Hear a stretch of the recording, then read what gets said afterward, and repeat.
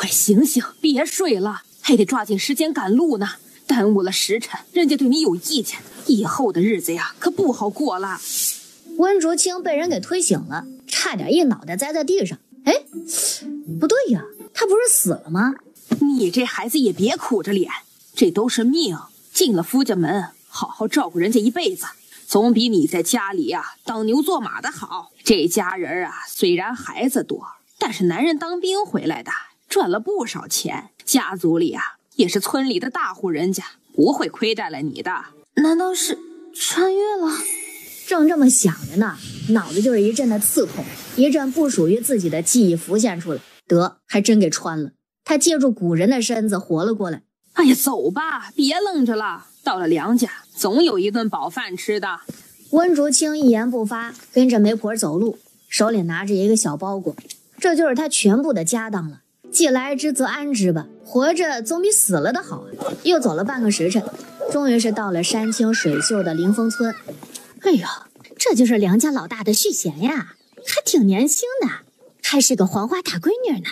花了20两银子呢，怎么也得找个大姑娘啊，要不然那么多钱，能娶几个寡妇了？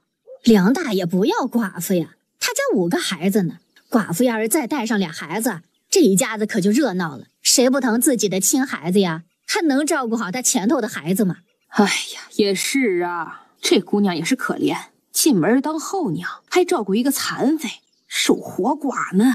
村民们的议论声，温竹清听的是清清楚楚，一挑眉，眼底闪过戏谑的光芒。这就有意思了。到了村子里最大的一个房子里，哎呀，新娘子，我可是给你们领回来了，快来迎一迎啊！迎什么迎啊？真以为是当家太太了，来了就来了呗。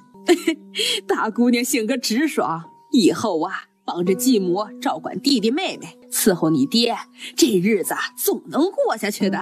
温竹清捏着包裹，像是一个没见过世面的小村姑。进门就看到主位上坐着梁老太、梁老爷子。进了我家门，以后就得恪守妇道，照顾好子女，贤惠勤劳，别丢了我家老大的脸。嗨，不能够啊！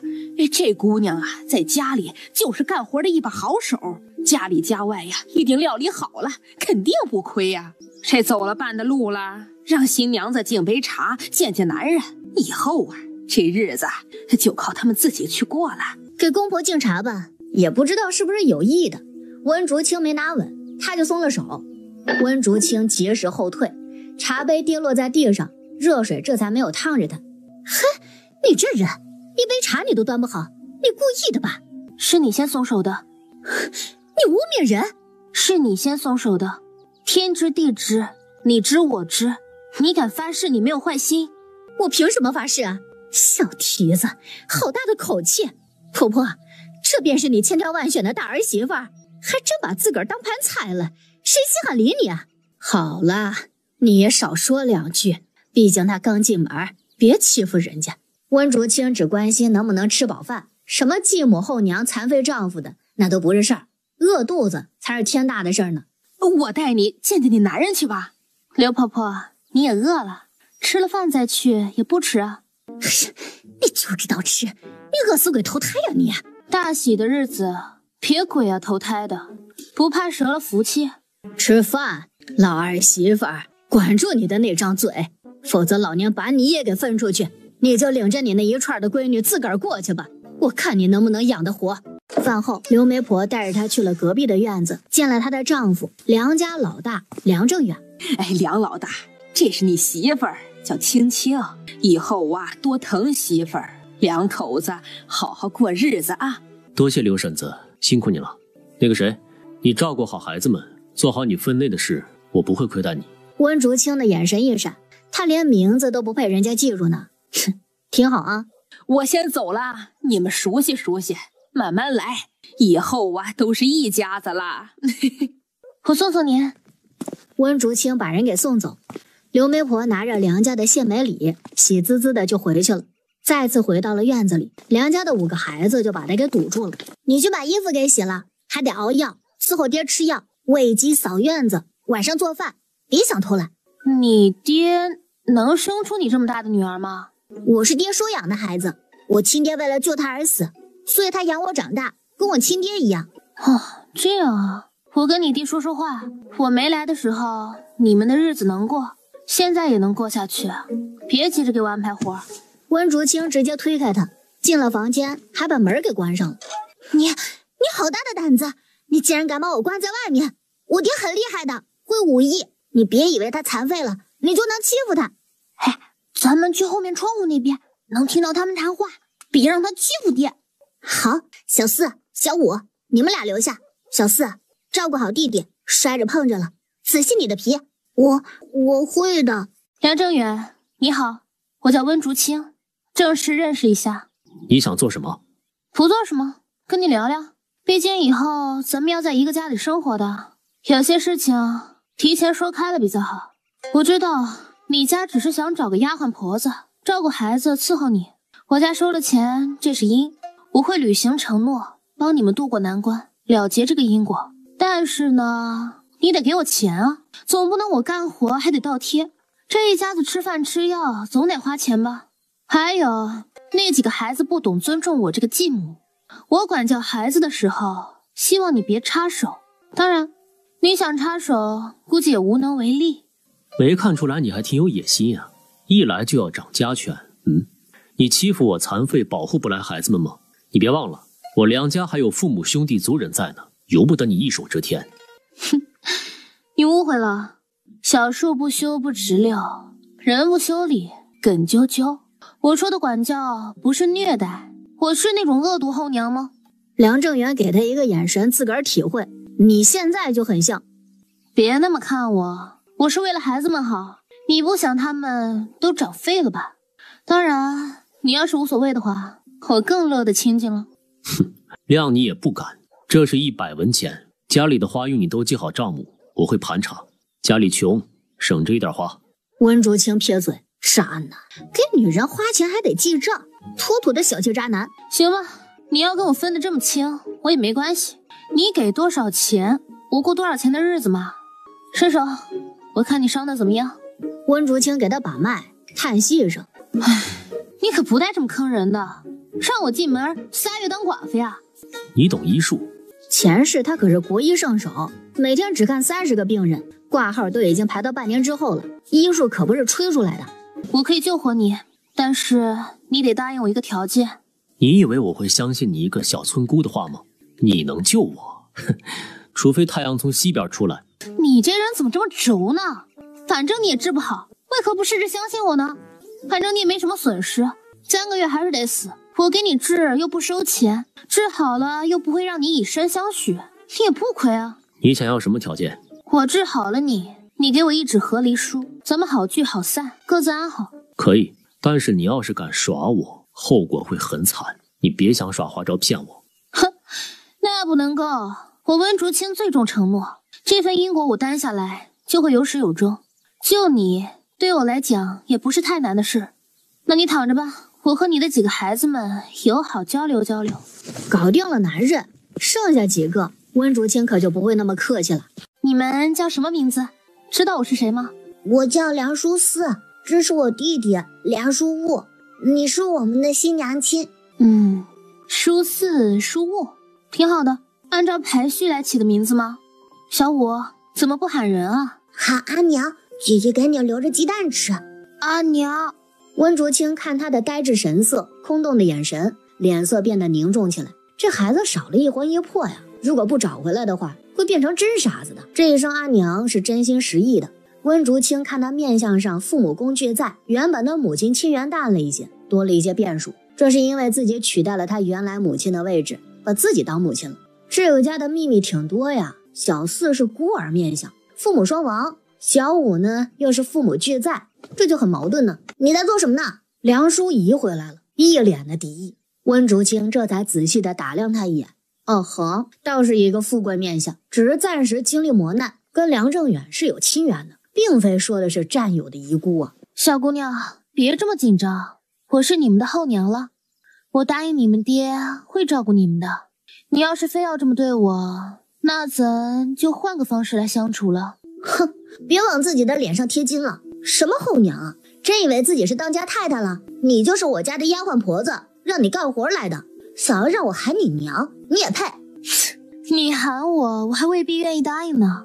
不过不好意思，我还真的是当家太太，你爹把钱都给我了，以后想吃饱饭就对我客气点。你不当我是后娘也好，我也不用照顾你了。以后你自己洗衣做饭，你也是大姑娘了，还需要人伺候吗？你放肆！哼，到底谁放肆啊？按照礼法规矩，我是你继母，有资格教训你的。你这么对我才是放肆，是不孝，是要被人戳脊梁骨的。别跟我呛，我可是知道你家的秘密，比如你和梁正远是亲人，而不是什么战友的遗孤。别惹我，后果你承担不起。不看梁淑仪惨白的脸色，目光落在老二和老三的身上。老二斯文秀气，眉宇清透，很聪明的面相。这种人呢，一般读书都挺好，前途也不会差。老三浓眉大眼，眉宇之间满是桀骜。哼，看什么看？你这个坏女人，敢欺负大姐姐，我一拳捶死你！哼！温竹清直接上手，把他全身的骨头给摸了一遍。习武的好苗子呀！你这个女人，别拿你的脏手碰我！松开！你不要脸，哪有摸男人头的？气死小爷了！大姐姐，救我呀！精神不错嘛，去打扫院子吧。捡柴收火以后就是你的活了。凭什么？这不都是你应该做的吗？凭我管着你们的口粮，不干活饿肚子。反正你们把我当恶毒后娘，我要是不恶毒，岂不是辜负了你们的期待了吗？我们不会做家务，我们还小，以前都是没做过的。不会做可以学，没有谁生来就会的。庄户人家的孩子4、5岁就烧火扫地了，你们可不小了。小姑娘，长姐如母，给弟弟妹妹们做表率吧。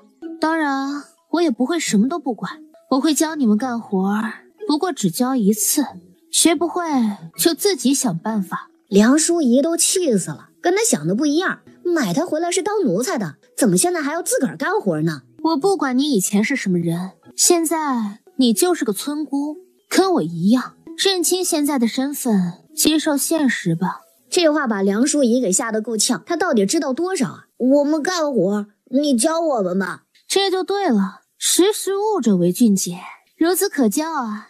老三扫院子捡柴，大姑娘洗衣服，老二嘛，你心思细腻，适合做饭。君子远庖厨，我不做饭，那就饿着。小崽子，你现在可不是什么君子，只是个苦哈哈的农家子。梁淑仪心跳加速，她好像什么都知道，想跑进屋子去找梁正远求助。别去打扰你爹，你想他死得更快些的话，你尽管去烦他。我爹不会死的。不，人都会死，他伤得很重，没有我救他，活不过3个月。你骗人！你骗人！我从不骗小孩子，别急着哭，我说了可以救他的，前提是你们听话，别气我。我不打小孩，生气了只能收拾大人。你爹躺在床上，多合适的出气筒啊！你也太恶毒了。承让，我只是以牙还牙，我很讲道理呢。温竹清笑得好像那个恶毒后娘。乖乖干活啊，小五，娘抱你出去玩啊。小四，你给姐姐打下手吧。你让小五喊你娘，为什么不管我们？我们也是你的孩子呀。因为小五喊我一声娘，我就认他这个儿子。什么时候你们真心实意的认我当娘，我自然也会把你们当孩子看待。亲缘是相互的，我想当个好娘亲，你们也得领情啊。记住了，是真情实意，别来骗我，机会只有1次哦。几个孩子沉默，想着他的话。温竹清已经抱着小五出门了。小傻子出门了，恶毒后娘抱傻子。梁家的傻子，你后娘要把你丢到喂狼了。温竹清的眼神眯起，这熊孩子真是讨厌呢。你们说的可不对，谁说只有后娘会丢小孩子的？亲娘也会啊。你们家没有弟弟妹妹？有了小的，爹娘嫌你们浪费粮食，才会丢山上喂狼的。不信，你们回去问问去啊。小孩子半信半疑，这年头都崇尚多子多福，谁家不是一串的孩子呀？就算自己家没有，那邻居家也有啊，也经常有婶子大娘逗他们。爹娘有了小宝宝，就不疼你们了。以后可得懂事多干活，要不然没饭吃的。啊！我不要喂狼！娘，你别丢下我呀！几个孩子都哭着跑回家去了。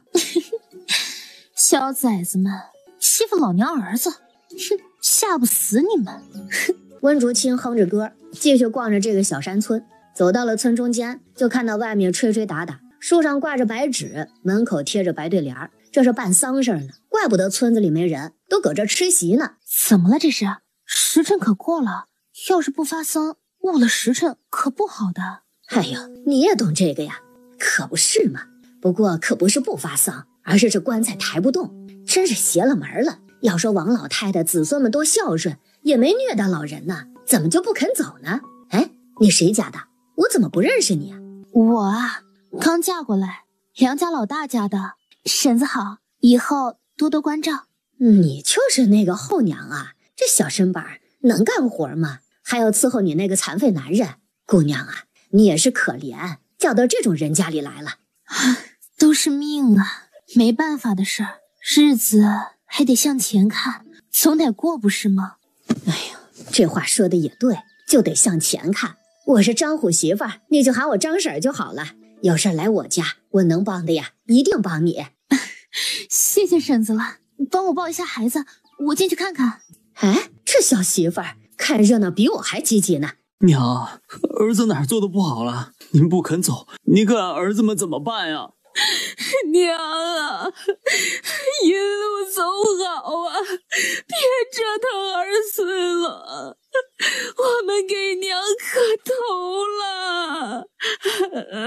李正梁四九也发愁，多少年没有遇到过这么邪门的事儿了。你都跳了1个时辰了，屁用没有？到底行不行啊？道士也累呀，他跳着还能说自个儿出力了，主要是这停下来他也没招啊。你就是跳断了气也没用的，根源都没找到，别演戏了。哎，你哪冒出来的？老道，我这是在消除老太太的怨气呢。只要怨气消除，老太太就能安心上路了。你确定老太太这是有怨气？谁家小姑娘，一边去，别添乱。我能让老太太上路。你要能让老太太上路，我陪着老太太睡坟地。你才多大呀，懂什么叫阴阳风水吗？别陪老太太睡坟地了，人家去底下陪老头了。你想害得人家俩打架吗？你输了，把你这次的报酬给我就好，我也是帮你了断了这个因果。否则你就是骗钱，因果缠身，迟早要遭报应的。你要是做不到呢？没有做不到的，你看着就好。村里人都很是意外，这小姑娘口气挺大呀，谁家的呀？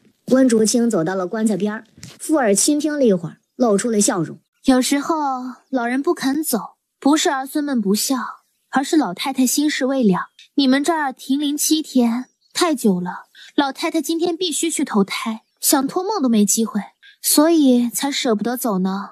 啊，是这样啊？那俺娘有什么心事未了吗？你跟我来，我单独跟你讲。有什么不能对人说的？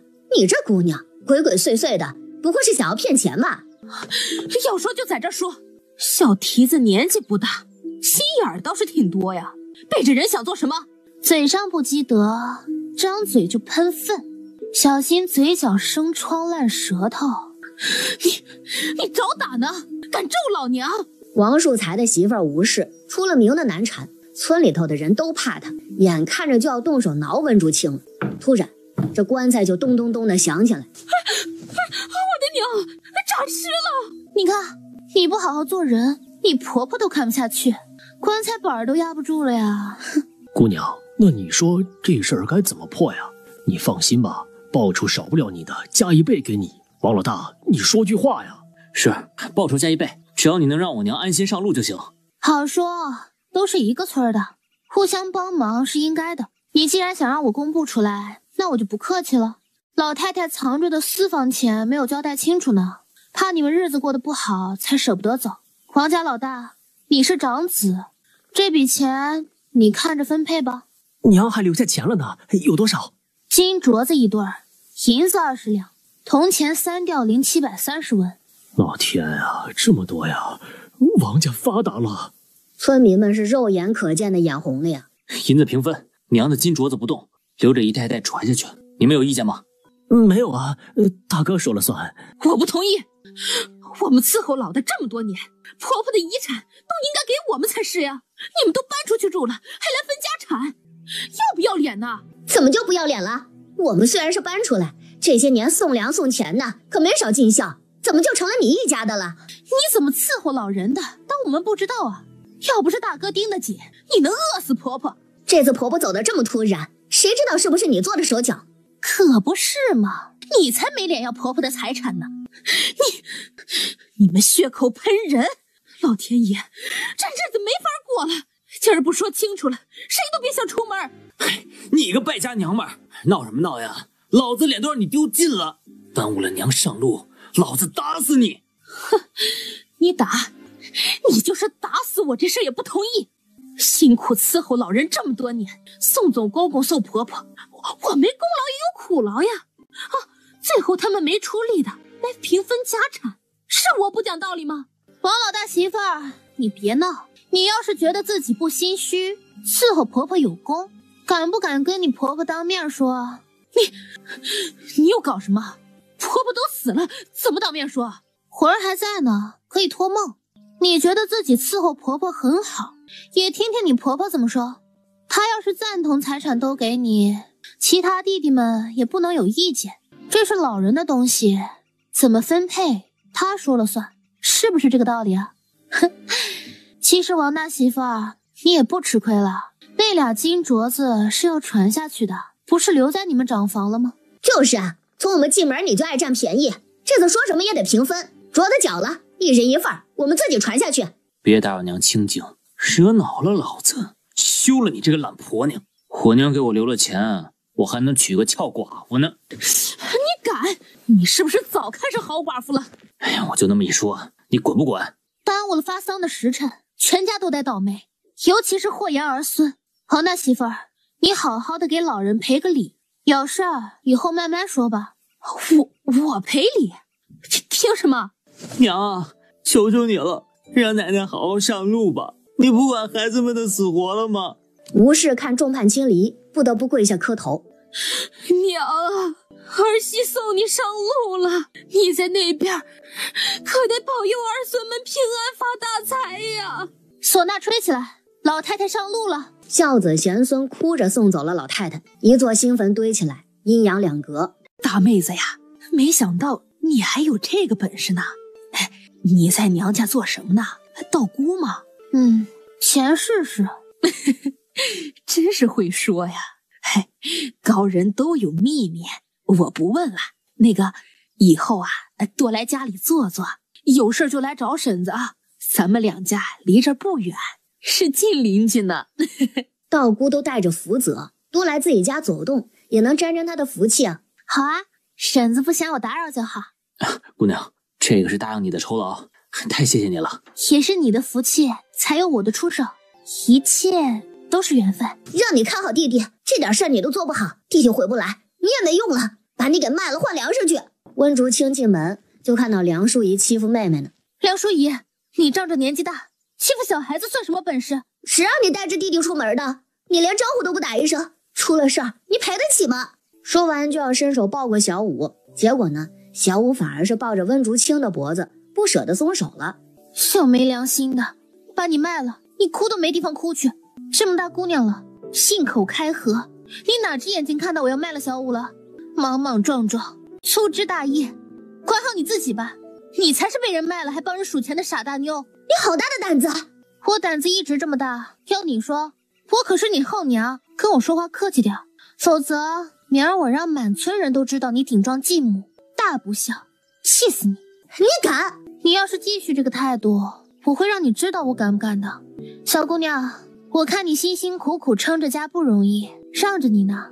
你要是还不知好歹，我会让你知道什么是后娘的关爱。梁淑仪气得大喘气，却不敢继续顶撞。这个后娘不好对付啊！对不起啊，继母，姐姐也是太担心了。你是大人，你别跟姐姐一般见识。小子，能屈能伸，有前途啊！既然你姐姐一直怀疑我没安好心，那我带回来的馒头想必也是不吃的。你去烧个汤，蒸馒头吃吧。馒头？继母，你从哪儿弄来的？人家送的啊，难不成是偷的？梁舒尔确实这么想的。他初来乍到，谁会给他送这么多的馒头啊？我帮哥哥烧火，弟弟困了。继母，你就送他回屋睡觉吧。可是我不会做汤啊。那就喝开水，开水就馒头，总不会烧火也不会吧？只能如此了。孩子们可怜兮兮的去烧水，像极了被继母欺负的小可怜们。淑仪脾气是不好，可她还小，你慢慢的教导，别总气她。没事，小孩子气不坏，气着气着就习惯了。我不气他，以后出门有人气他，你能一直护着他吗？脾气不好得改，没有谁有义务惯着他啊。小五的生辰八字和名字你给我一下。你要做什么？他丢了一魂一魄，我想帮他招魂，需要这个。你要是怕我使坏，那就算了，反正也不是我生的，当个小傻子也挺好。什么？你懂道术？实话跟你讲，我觉醒了前世的记忆，我上辈子是个德高望重的道姑，招魂而已，手到擒来的事儿。梁正远看得跟傻子似的。要不要给？痛快点。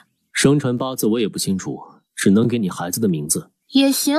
小五大名萧承前，是很大气的名字。知道了。温竹清脱了鞋子上床。你要做什么？睡觉啊。如果我所料不差，今儿是咱的新婚之夜呢。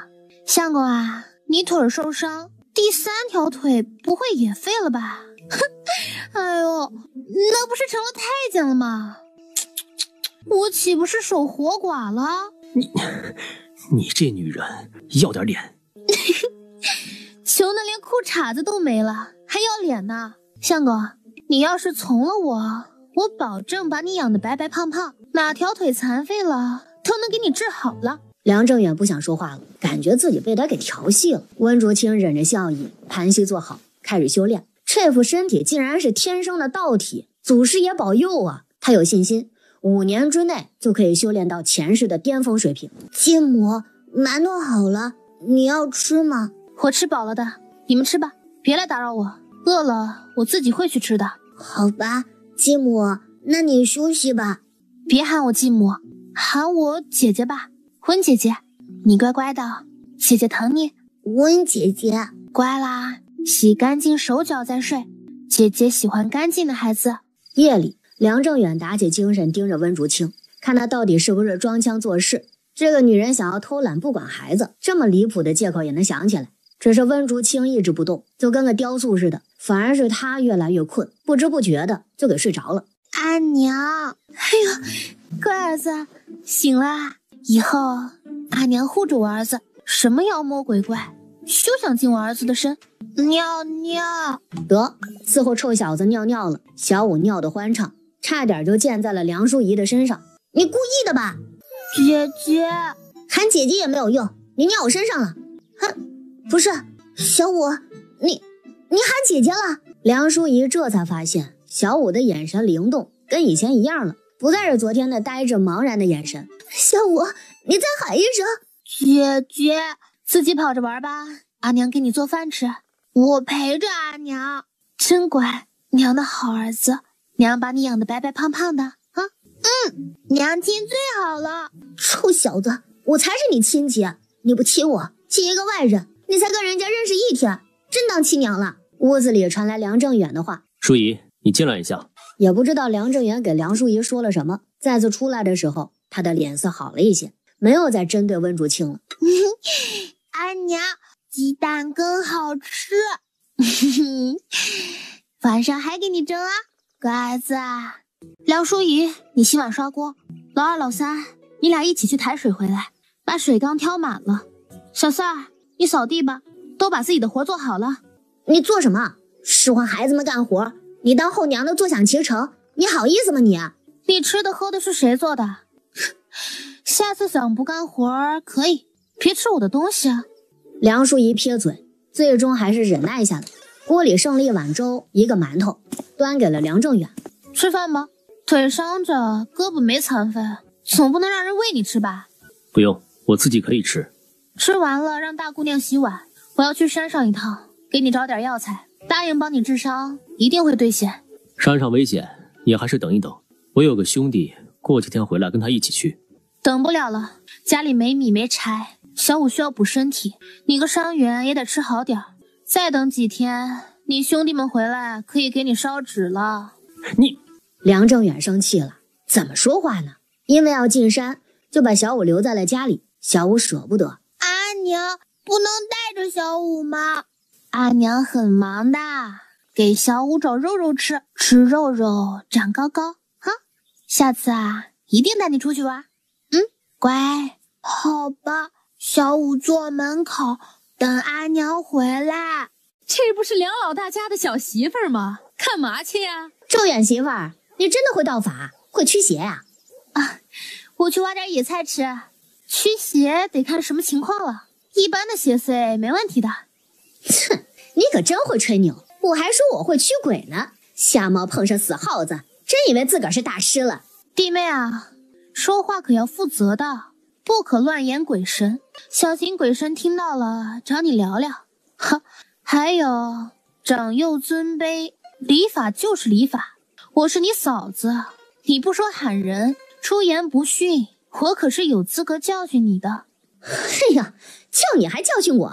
来呀，我倒是看看你这个小嫂子怎么教训我这个妯娌呢。村里人也觉得温竹清是色厉内荏，就他那一阵风就能吹倒的小身板，打人都跟挠痒痒似的。老二媳妇一屁股就能把他给怼地上。温竹清也没有废话，竹篓里面有一个挖草的小锄头，拿出来就敲打王秀兰的肥屁股。你还真敢打我，你别怪我还手啊！他想着一只手就能把温竹清给提溜起来，狠狠地扇他的耳光。可是明明看着都要抓到了，温竹清一闪身就消失了，屁股上又是狠狠地挨了一下子。你也太狠了，我告你去，让婆婆收拾你，你还敢打婆婆不成？你几岁啊？打不过就告状找家长啊？脸呢？嫂子打弟媳妇儿，教你做人呢。别人我还懒得打，吃多了我闲得慌吗？这是第一次，下一次就不是打屁股这么简单了。温竹清眼神冷淡睥睨，让王秀兰心慌，捂着个屁股就跑了。村民们对于温竹清多了一层的敬畏，他刚才露的那手，没练过的肯定做不到，高人呢。温竹清跟众人点点头，继续上山去了。温竹清运气不错，找到了需要的药材，还在一个草窝里面发现了10多个野鸡蛋。太阳升起来，温竹清下山回家，突然草丛一阵的晃动，一道黑影子闪过，咚的一声撞在了他面前的树上。哎呦，这可真是守株待兔了，送上门的肉呢。兔子用绳子给提着，满载而归。阿娘，你终于回来了，小五乖乖的等阿娘。不用专门等的，跟哥哥们玩啊。不，我要看到阿娘。你看看你什么形象，哪个妇人有你这个样子？你现在是我家的人，自己丢人不要紧，你别丢了我家的人。你有说话的功夫，来帮我拿东西啊！不想吃肉了。梁淑仪很是诚实地咽了一下口水，接过了兔子，找来了竹筐，把他怀里的东西都给装起来。这些东西洗干净了，趁着太阳好晒干了，下午我拿去卖，给家里添点米粮。我也得买双鞋子了，犒劳自己。有你这样当娘的吗？家里谁的鞋子不是破的？你还没有赚到钱，就安排给自己花了。你这个想法可不对啊！先孝顺我这个娘，我过得高兴了，不会亏待你们的。你都不想付出，就会用一个后娘的身份来道德绑架我。做人呢，别这么自私啊！就算是我亲生的，也是乖顺听话、孝顺懂事的多偏爱些，谁也不会犯贱，专门找罪受。温姐姐辛苦了。不错，小四才是孺子可教啊！待会儿给你吃兔子腿儿。要吃也是我们吃，他也配？凭什么不配？梁淑仪，我的忍耐是有限度的。小四喊你一声姐姐，你就把他当奴才使唤，让我看到你欺负他，我可是会打人的哟。梁淑仪冷哼，还是不服，去洗药材。爹说了，他能给爹治病，等治好了，让爹收拾这个女人。温大师在家吗？进来吧。这位是村里的于婆子，她命苦，儿子呀刚成婚就没了，留下一个儿媳妇和姨父子，家里日子过得很艰难啊。那于婆子你来找我，所谓何事？他儿媳妇今天突然发烧说胡话，像是中邪了一样，温大师能去看看吗？温竹清心中叹息，没油水啊，不倒贴都是好的。好，前面带路吧。梁淑仪半信半疑，难道他真的会驱邪？我跟着你去看看。那你就闭上嘴，不是谁都跟我一样脾气好，忍着你的刻薄，被人打了，我可不救你啊。抱着小五，带着大姑娘出了门。哎呦，你们可来了，这也太吓人了，那眼珠子都是树瞳的，跟猫一样，我就没见过谁的眼睛会是这个样子的。树瞳，小孩子火力弱，小五又刚好，看好了他，不要进屋啊。你行吗你啊？我不行，你来。梁淑仪果断地抱着弟弟走了，还跑到了院子外面，生怕被沾染上了脏东西。温竹清也没在意，抬脚就进屋了。外面的人探头探脑，好奇又恐惧。床上绑着一个年轻的妇人，瞳孔发绿，还真的是树瞳。怎么想不开出来搞事情呢？是日子过得太舒坦，还是邪命长？遇到了我，真是你倒霉的。是你自己离开，还是让我把你打得魂飞魄散啊？好寡妇浑身扭曲，眼底露出了挑衅之色。一个筑基都没有完成的菜鸟也想抓他呀，真是太小瞧本猫了。温竹清不紧不慢地咬破了手指，虚空画符直接就拍在了好寡妇的脑袋上，好像有一道白光闪过，喵呜一声，好寡妇的身子一软，就昏迷了过去。淑仪后娘，好了吗？进来吧。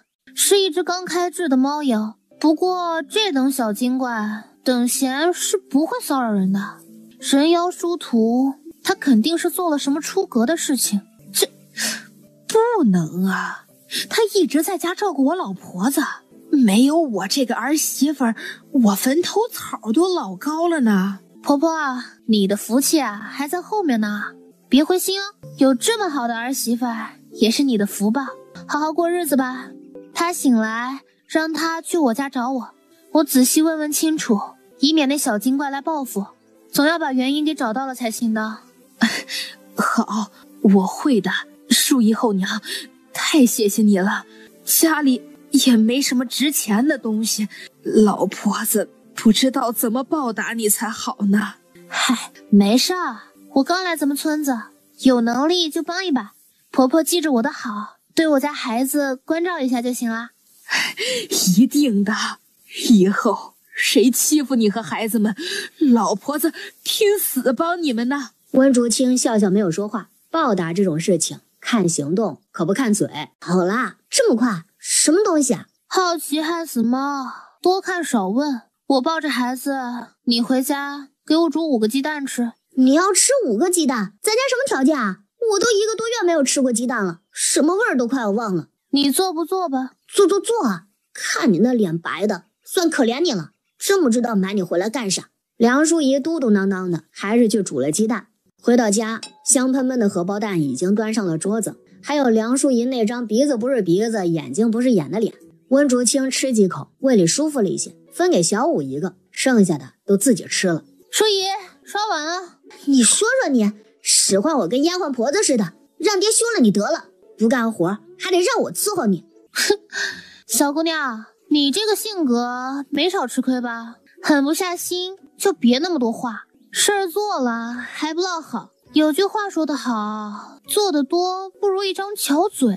你呀，典型的出力不讨好，最容易被人算计了。梁淑仪不吭声了，脸色阴沉的难看，大概是被他给说中了心思。打坐了1个时辰，中午最热的时候也过去了，柴胡已经晒干了水分，装进了背篓里。温竹清打算进城，梁淑仪也想跟着。家里离不开人，你放心你残废老爹跟弟弟们在家吗？梁淑儿捅咕了三弟一下，意思是让他跟着去，只带着小五出门，他不放心啊。万一把弟弟给卖了，他跑了，那他们这一家子哭都找不着地方哭去。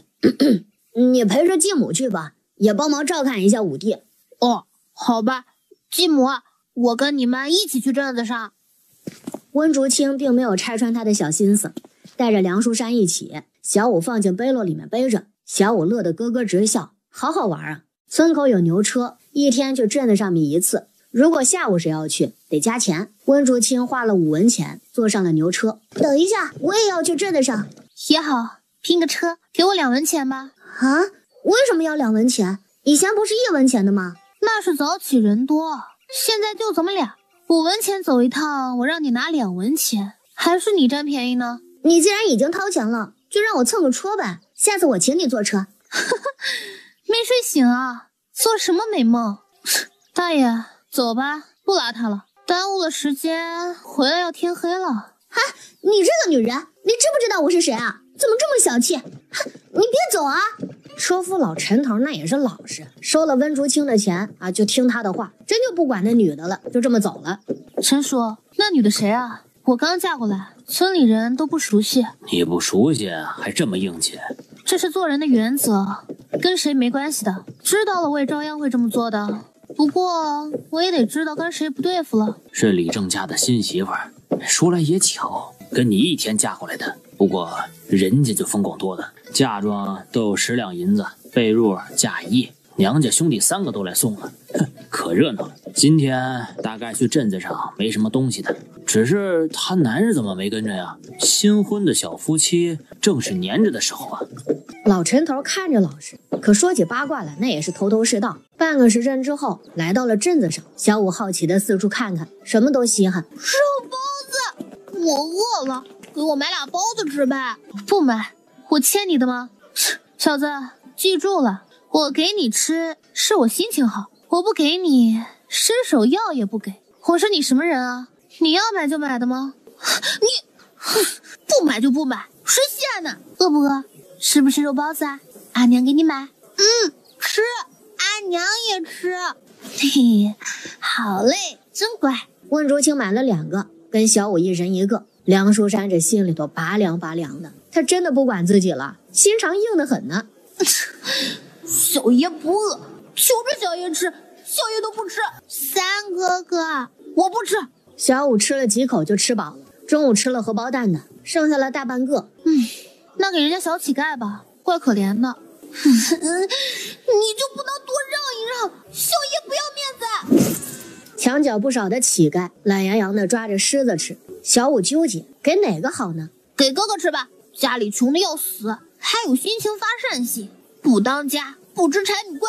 几口吃完了包子，吧唧了一下嘴，没尝出什么味儿来。温竹清偷笑，也没打算给他买，先去了药铺。老大夫，柴胡熟吗？熟的，5文钱1斤，你觉得合适，老夫就收了。嘿，可以，卖了。35斤，卖了175文钱。温竹清抓了一些药，花了50文，最后呢还得了125文。临走的时候，温竹清见老大夫印堂发黑，突然就呈现出了大凶之兆，忍不住蹙眉，这是祸事临头了呀。老大夫，你还收什么药材？我懂些采药之术，过2天给你送来。你年纪不大，又是女子，竟然懂这个，是祖传的吗？算是吧。两人越聊越投机，老大夫发现他对医术的见解颇深，随口说的药材配伍都让自己醍醐灌顶，恨不得现在就去试上一试。突然，一个小厮打扮的人跑进来。周大夫，我家少奶奶难产，老爷请您去救命呢。这怕是不合适啊。老夫不是稳婆，不善妇科，男女授受不亲，老夫去也不合适啊。哎呦，稳婆也请啊，不行啊，眼看就要1尸2命了。大夫，求求您了，您忍心见死不救吗？我家老爷可是镇长呢，你去看一看，行不行的？你也是尽力了，不是吗？这小厮挺机灵的，威胁带哄劝，周大夫就有一些心动了。温竹清看他眉宇之间的黑气更浓，这祸事就应验在这儿了。好吧，老夫陪你走一趟，尽人事听天命吧。叔，我陪你一起去吧。我是女子，接触产妇也方便一些，给您打打下手。好吧，你跟着我去吧。镇长姓梁，叫做梁勇。这大夫怎么还没来啊？我这孩子要是出事儿了，你们都跟着他陪葬吧。2个稳婆也吓得够呛。不行，就保小的吧。就在此时，周大夫来了。梁勇看了他一眼，眼底闪过了阴鸷。这么个糟老头子，碰了自己姨娘雪白的身子，可真是便宜他了。快去看看姨太太，母子平安，老爷我有重赏。话说的和气，赏什么就看他的心意了。赏你一个全身，那也是重赏，不是吗？梁镇长，男女授受不亲，这是我的远房亲戚，从小跟在我身边学了不少，不如让他去把脉，给我说说脉象，我来下药，您看可行吗？梁勇看了他一眼，点点头。进去看产妇，稳婆以为老大夫能进来呢，看到他就有一些失望。胎位不正，胎儿过大，你有什么法子没啊？这产妇也没力气了，已经生了1天1夜，现在最好是把胎儿给取出来，否则这母子都有危险呢。温竹清把脉，确实很危险。参汤有吗？有，已经喝了1碗了。再来1碗，咱们再试一试。你行吗？行不行也没别的法子了，你们配合我就好。给他擦汗。热水呢？不能断了热水的。热水跟参汤送来了，产妇喝下去有了一丝力气。求求你们，救救我的孩子。放心，你和孩子都不会有事的。产妇被他安抚，按照他教的呼吸法用力。出来了，看到孩子的头了，用力呀！拿钳子来。烈酒有没有？针线也送来。剪刀用火烧了，烈酒浸泡。温竹清给产妇来了一个侧切，孩子哗啦一下就生下来了。生了，是个千金。温竹清给产妇缝合了下面的伤口，这才净手走了出来。恭喜镇长，喜得千金。丫头片子，喜从何来啊？老子要的是儿子，儿子。梁镇长子嗣艰难，命中无子，可是贵千金命你带弟弟的，好好抚养，多行善事，弟弟会有的。对呀，你有弟弟，那我不是就有儿子了吗？赏都有赏啊。得了10两银子的赏银，温竹清交代了之后对产妇的护理，5天之后过来复查。周大夫眉宇之间的黑气也散了，他也得了10两银子的赏银。小友啊，多谢你了。周大夫行医救人，这是你自身的福报，不用谢我的。回到药铺，俩孩子还等他呢。周大夫的夫人还端来点心给他们吃。麻烦周夫人照顾小儿了，吃了婶子的点心，有没有道谢啊？有，我有说谢谢。真乖，你家孩子可乖了呢。嗨，小的乖，大的就不行了，难管着呢。周夫人，看谁家缺孩子，送人家吃吃苦头，就知道谁好谁坏了。梁书山吓得小脸发白。我以后听话，别送我走。大丈夫一言既出，驷马难追啊！记住你说要乖的哦。梁书山低头，以后再也不跟他出门了。他肯定存着心想把自个儿给卖了呢。后娘就是恶毒。辞别了周大夫的挽留，温竹清也饿了，先去唯一的酒楼吃饭。别进来，踩脏了我们的地儿了。看看这是什么地方？是你们这种叫花子能进来的吗？想要要饭等着。看到那边了没有？懂点规矩。不远处的墙根蹲着一排乞丐，都是等着饭店打烊，残羹剩饭赏赐一口吃的呢。你这人长眼睛没有？我们像是要饭的吗？狗眼看人低，这酒楼也长不了。你这死丫头，吃得起我们家饭吗？一顿饭都是100文起步，你拿出钱来，我就让你进去。哼，你请我吃我都不吃，不给你这种不义之人添财气。7天之内，你这酒楼必将关门。别以为你是女的，我就不敢打你了。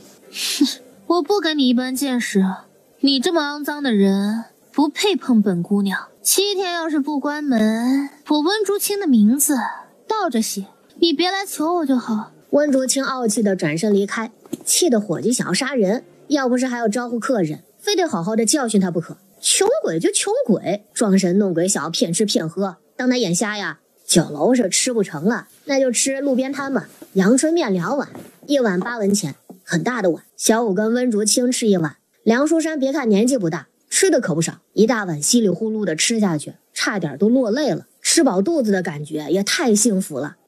欠我8文钱，给你记账啊，以后加倍还我。你这个女人太市侩了，凭什么我欠你的呀？我又不是你什么人，你吃我的喝我的，还骂我，给我摆脸色，我得多见，好吃好喝的养着你，弄肥了过来反咬我的吗？我可不想养出白眼狼来。能借给你钱让你吃饱饭，你该感恩戴德，将来加倍还我。否则我还不借了呢。哼，还你10倍总行了吧？这个好，10倍哦，你可记住了，口说无凭，立字为证。温竹清还真的就找来纸笔，让梁书山签了字，成年之后10倍偿还温竹清的养育银子。小五看两人吵吵闹闹的，跟着傻乐，消消神儿就开始采购了。成衣铺子里，他的衣服鞋子买了2身，从里到外都买得齐齐整整，用的是上好的细棉布。小五也买了新衣服新鞋子，还买了2床新棉被。之后呢，又去买了一些粮食，油盐酱醋也添置了很多，又给小五买了点心和糖，满载而归。驴车给送到了家，村里人都过来看热闹。梁大媳妇儿买了这么多东西啊，这得花多少钱呢？梁大真有钱呐，给老娘盖了新房子，娶了媳妇儿还有这么多。谁说梁老大穷的？这不是梁正远的钱啊，是我自己赚的，我买的，跟他没关系。别看热闹了，帮忙卸车吧。人多办事快，很快就卸完了。温竹清拿点心挨个的发了一块，辛苦大家，给孩子吃吧。这多不好意思呀！人家有钱，不吃白不吃，傻不傻呀？温竹清就这么笑眯眯地看着，小小的一件事儿，就看出村里人谁善良，谁尖酸刻薄，不宜相交。梁淑仪气得直跺脚：“你可真是个败家娘们！那点心多贵啊，就这么给他们了？家里人还饿着呢。”我说了，那是我赚的钱，我高兴了给你们吃，不高兴了给狗吃，狗还冲我摇摇尾巴，给我看看门了。梁淑仪，注意你的态度，这种话我不会再说了。我爹还给了你钱呢，你怎么就不给我们花呢？他给的钱买药都不够，你确定要我还回去吗？梁淑仪羞恼，跺着脚回房间生气去了。梁书山已经明白了他的脾气，进屋跟姐姐商量对策。姐姐脾气大，你就多包涵，我替他道歉好不好？不好，你应该劝劝他改改自己的脾气。有能力脾气大，谁都得忍着让着；没本事脾气大，那就是讨人厌了。别说什么我应该让着他，我也比他大4岁而已，谁还不是个宝宝呢？你这样的宝宝，属实是有点大了吧？你来的正好，给你爹煎药去。煎药？我不会啊。不会可以学啊，没有谁天生就会的。除了吃，你爱煎不煎，反正又不是我爹。温竹清丢下药，去收拾自己的东西去了。晚饭就煮了2米粥，鸡蛋炒青菜，梁书四跟着烧火，有他一份，吃得很满足。温姐姐，我给你烧水洗脚吧。小四挺乖啊，不用了，姐姐回来洗过了，给你自己洗吧。姐姐喜欢干净的小孩。我会洗干净的。马屁精，一口吃的就忘了谁是亲的谁是后的了。看来你还是不饿，还是毒打挨的少了。多少人为了一口吃的卖儿卖女，一死而死，你以为只是书上一句话的吗？小四这不是马屁精，是食物，用自己的劳动换取吃的，不丢人啊。谢谢姐姐。你的八字记着没有？记着呢。小四抱了一下，温竹清算了算，八字不太好，改一下名字吧，以后你叫小满，梁书满，寓意人生美满，否则命运多恶，一生不幸。谢谢温姐姐，我能喊你一声阿娘吗？你要真心认我这个娘，我也不介意多养一个孩子，给你取名也是希望你幸福。阿娘，我愿意的。小满跪下磕了3个头，叛徒，一个名字就把你给收买了。梁淑仪跟俩弟弟最终也没吃到点心，饭也是自个儿煮的，只是野菜糊糊而已。大姐，二哥，我觉得那个女人吃软不吃硬，咱们想要过得好，还是得给她服个软，她不简单的。今天看他跟朱大夫说的头头是道，又救了一个产妇，赚了10两银子呢。你想喊他娘？不想，都懂事了，谁愿意喊一个陌生女人当娘啊？我去给爹煎药，三弟，你就问问他该怎么熬啊，不喊他娘也别惹他，爹的伤还指望他救呢。梁淑仪冷哼一声，没有反驳，心里暗戳戳的想着，爹好起来了，一定把他给休了，不给卖了，卖给人做奴才去，当牛做马吃尽苦头，让他后悔对自己的放肆。温竹清交给俩孩子熬药，哄着小五回屋睡觉。你是不是忘了什么事儿？什么？没有吧，我记性很好的。你忘了给我吃饭。你孩子没给你吃吗？哎呦，真可怜啊！待会儿我教训几个孩子。怎么能忘了这还有个亲爹呢？哎，饿着了吧？没关系的，饿着饿着就习惯了。你要是饿了就得喊人啊！你不跟孩子们说，他们怎么知道你饿了？你不给我做饭吗？那娶她回来干什么呀？你给那点钱还不够你买药呢，你也使唤不起我，我很贵的。我丑话说在前面了，我帮你治病可以，但不是当老妈子伺候你吃喝拉撒。你俩儿子都这么大了，穷人的孩子早当家，你舍不得辛苦他们，就舍得使唤我。你心里都没把我当自己人，还指望我竭心伺候你？哼，乖乖睡吧，梦里什么都有。小五已经困了，哄着他睡着，自己盘膝坐下，继续运行五行之气，早日筑基。梁舒尔终于是熬好了药，爹，吃药了。空腹喝药不好，你爹没吃饭，你们忘了吗？啊，那我马上去做。辛苦你了。哎呀，父慈子孝呢，真感人啊！谁都辛苦，唯独我命苦，做什么都是应该的，都没人感谢我一句。哼，好人难做呀！梁正远气死了，他就不能闭嘴吗？还要烧水给他洗洗伤口，换换药，腿上也按摩一下。长期卧床容易肌肉萎缩，对伤口不好。你一个人忙不过来，让你姐姐弟弟一起来啊！这是你一个人的爹。梁舒儿脸色发黑，赶紧出去了。听他说下去能气死个人。梁淑仪端着热水进来了，眉眼满是不悦。淑仪，你出去，让你弟弟来。儿大必母，女儿大了也要避讳父亲的。父亲毕竟是男子，不能让你伺候。都什么时候了，还讲究这些个破规矩？不管什么时候，规矩教养还是要讲的。听话，出去。那我给爹爹做饭吃吧。你做的饭，确定你爹能吃得下去？不会被毒死吗？煮粥都给煮糊了，要不就是绿色的。温竹清都不忍直视，要你管，我一定会做好的。哼，加油，看好你啊！折腾了2-3个时辰，3个孩子累坏了，终于喂了药，吃了饭，擦了身子，伺候小姐。院子里面终于是安静下来，温竹清呼吸平稳，他也能够安心的修炼了。真是被这几个孩子给闹的，耽误自己的修行。梁正远黑暗里盯着他的脸，不知不觉的就睡着了。早上起来是被尿给憋醒了。我想小姐。你说什么？我要小姐啊！你让我一个黄花闺女伺候你小姐，你怎么说得出口啊？变态，色狼，不要！你是我的夫人。不，你现在只把我当老妈子，用得着喊夫人，用不着就想把我扫地出门。做人可不要这么现实啊！1两银子，要不我尿炕了。你尿呗，威胁谁呢？反正尿了也得你自己捂干了，臭的是你自己。你跟我睡一张床，你不也臭吗？温竹清叹息，也是啊，看在1两银子的份上，勉为其难了。提来公桶，他残废了1条腿，那还是能够勉强的站一站的。一手撑着个身体，一手扶着个温竹清的背，就没办法扶他的小弟弟了，那不得尿外面呢？那个谁，得扶一下。这不是扶着吗？扶底下。你竟然让我做这种事情，你有没有把我当个女人啊？你还真的没有一点女人的样子，真的没有。赶紧的，我尿裤子了。温竹清无奈，最终嫌弃的拿着帕子垫着个手给他扶了一下。稀里哗啦的放水声终于是放松了。小五迷迷糊糊的爬起来，阿娘，我要尿尿。哎呀，排队啊，你爹还没尿完呢，伺候完老的伺候小的。哎呀，我的命好苦啊！苍天大地啊，我造了什么孽，你要这么折磨我啊？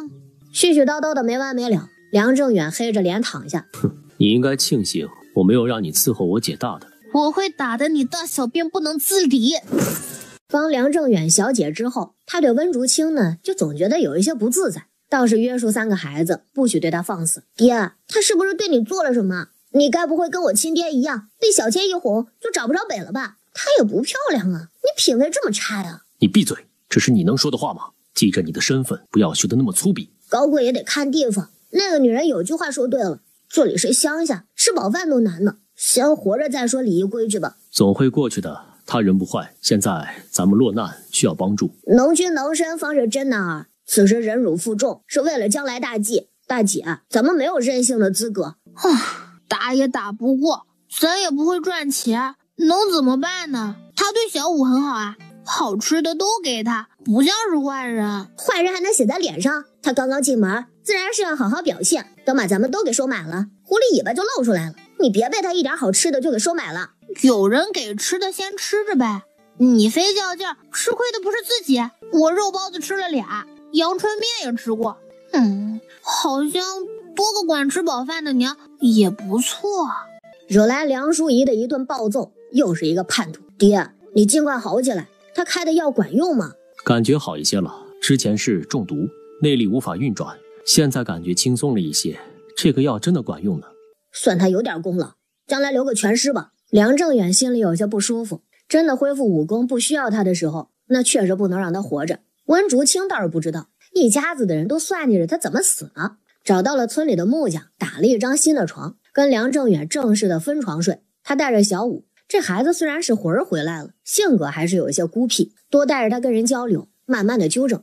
小五长得很可爱，村里的大娘婶子们都爱逗一逗。哎呦，这么可爱的孩子，从小养在身边，就跟亲生的一样。温氏，你可得好好的养着孩子，将来啊能给你养老呢。那是自然的，他喊我一声娘亲，我们就是母子了。您说的我都懂。娘亲，饿了啊，回家煮饭啊，跟姨婆们说再见。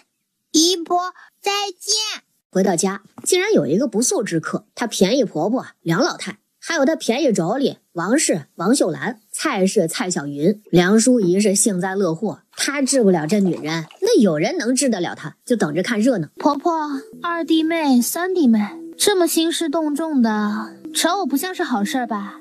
说吧，想做什么？你进城赚钱了？是赚了一点，有问题吗？当然有问题了，你自己吃香的喝辣的，还给村里人分点心吃，都不说孝敬公公婆婆，你还不知道自个儿错在哪儿了？想要我的孝敬啊？没问题。那我给娘拿些血粮，还有你屋里的衣裳，娘也能穿呢，我拿走了。我的衣服在卧室呢，你一个兄弟媳妇儿进大伯的卧房，真是不要脸的。大伯都残废了，他能做什么？我都没把他当男人呢。梁正远，你听到了吗？人家没把你当男人呢。哎呦，怪可怜的，腿残废了还被人当太监，男人活到这个份上，真够憋屈的。你闭嘴，爹才不是太监呢。梁淑仪，我以为你只是单纯的不懂事儿，不能接受突然多出来一个后娘，我也忍着你的任性和坏脾气。可是今日我发现你不是任性，你是坏，是恶毒。你为了报复我，竟然让外人进了家门，真的是又坏又蠢。我真的是挺失望的，看错你了。我没有，我不是，你污蔑我。你要不是，为何不阻止他进你爹的屋子？知不知道这意味着什么？我要是心狠一些，说他勾搭你爹，他们有首尾，看看你们家的名声还保不保得住。咱们内斗是咱们的矛盾，引狼入室不是蠢是什么？梁淑仪终于醒悟，可迟了。温氏，你别吓唬孩子，怎么是引狼入室呢？我们都是一家子，勾搭大伯更是无从说起了。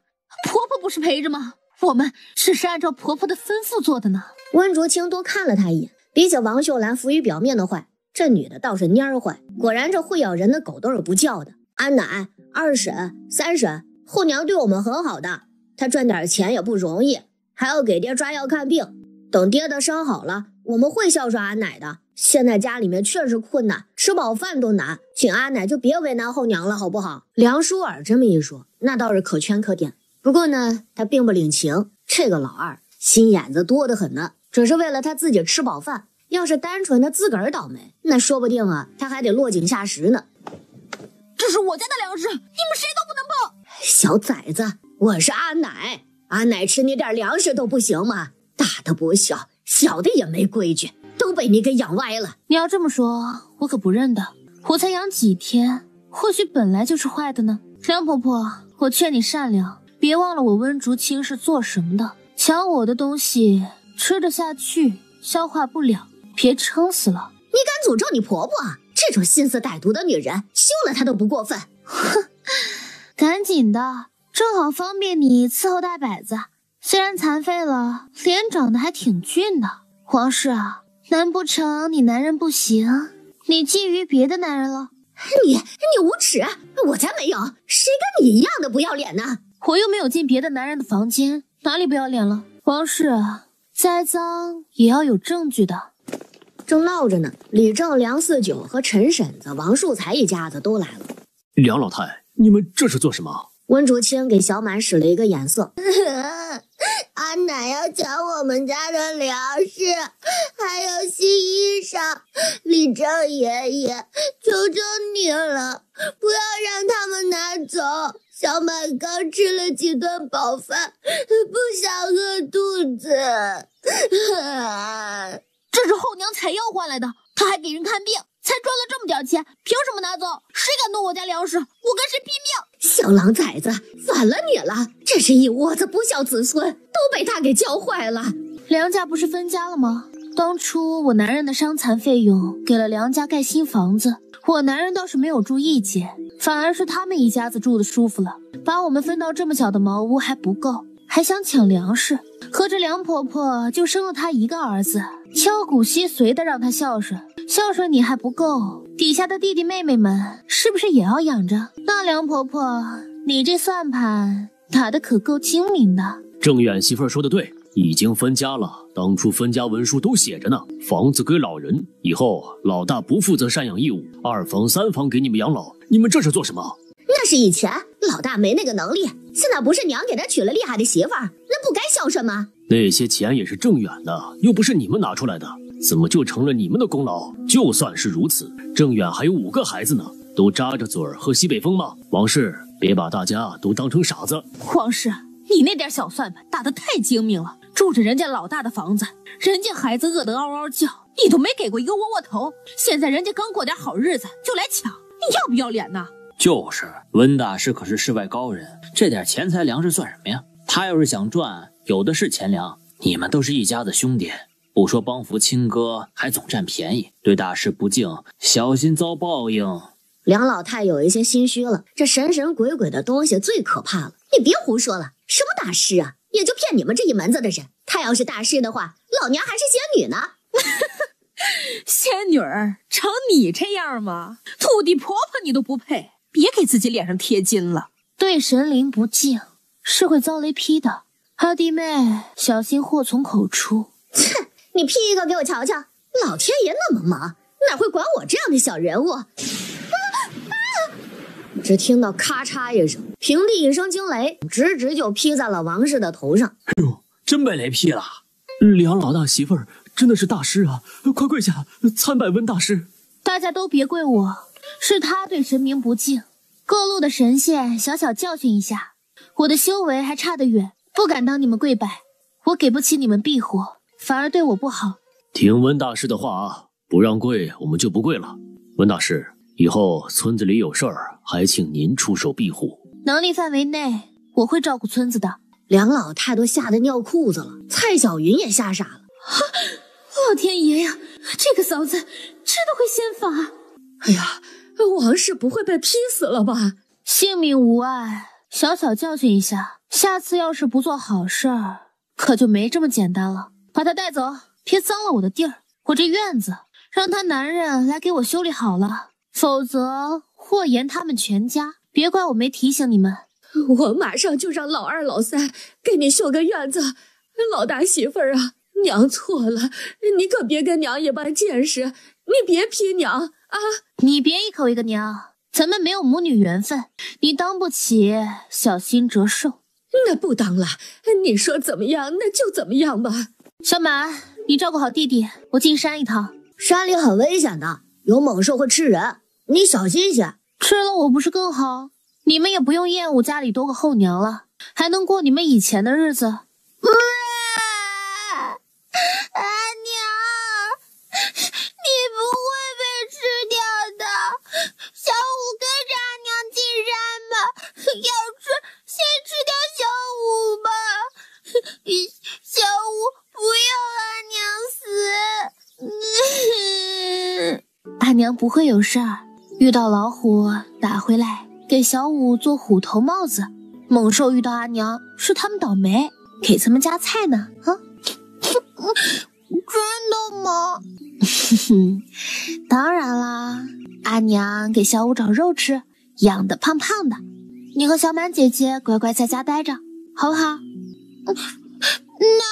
那阿娘一定要早点回来呀。拉钩啦。温竹清哄好了小五，转身进山了。他一走，梁淑仪走出了房间，神色晦暗。大姐，你这次真的是惹他生气了。那个老婆子可不是个好人，她虽然说话不饶人，可是也给咱们吃饭，给爹治伤，比那老婆子好多了。等她回来，你就给她认个错，好好的赔礼，这事儿就算过去了。凭什么赔礼啊？我没有错，他就该伺候爹，照顾咱们。他算个什么东西，也配教训我？梁淑仪，你进来。刚才的事情他都知道，可恨身体受伤，无法帮忙。那一道雷让他真切地感受到了温竹清的厉害。他或许真的是玄门中人，是个高人。梁正远这一次来灵峰村避难，就是以前救过的一个道士指点的方向。来这个方向可以逢凶化吉，遇难成祥。难道他就是那个变数？梁淑仪狠狠地挨了一顿教训，更加委屈了。梁淑仪哭着跑了出去，梁淑儿追出去，没多大一会儿就跟丢了。无奈回来，深感自己的弱小。果然这百无一用是书生。被称作变数的温竹清，此时在山里是如鱼得水。今天的运气是真好，抓了2只山鸡，1只野兔子，还找到了1只野山羊。只是仔细观察，竟然发现这是一头母羊，而且呢还怀着崽子呢，那就不能吃了，喝羊奶也可以。母羊的眼神带着惊恐，温竹清看他眼神灵动，有一些意外。你能听懂我的话？母羊的眼神转了转，没有回答。听不懂啊？那就没关系了，正好抓你族人吃肉，羊皮也很值钱的，浑身都是宝呢。还以为你开了灵智呢，那就不能吃了。动物开灵智不易，杀了有伤天和，没有最好啦。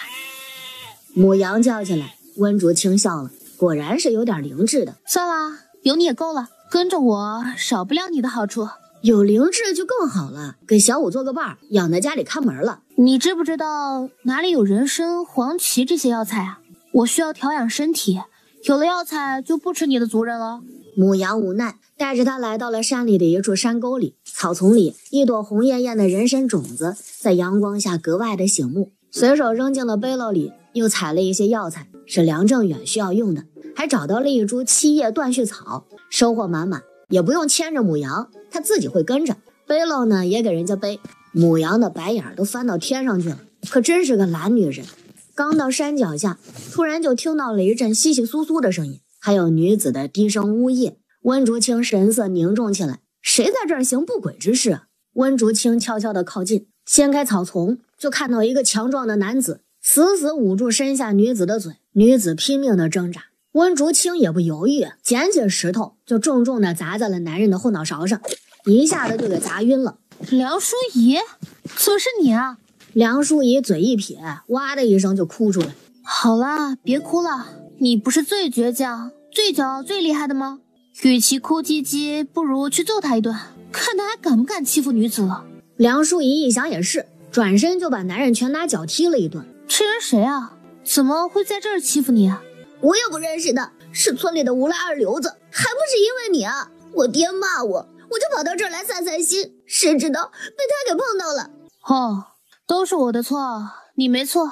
哼，那行吧，永远没错的梁大小姐，你自己留在这儿吧。